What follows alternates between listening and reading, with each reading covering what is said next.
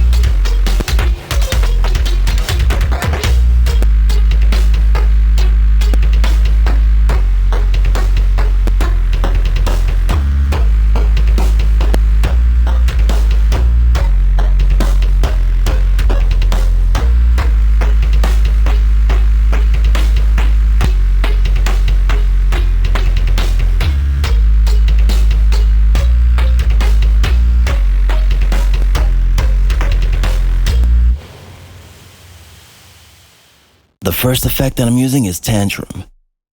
Temper is a free alternative, but doesn't have the same effect. And then I'm using PCM2612, a bit crusher. On my master effect, I'm using Colin, a Verimu limiting amplifier. And then I'm using Cymatics Origin. LCF SL473 and SN05G limiter. Comment, rate, share, subscribe, and stay safe.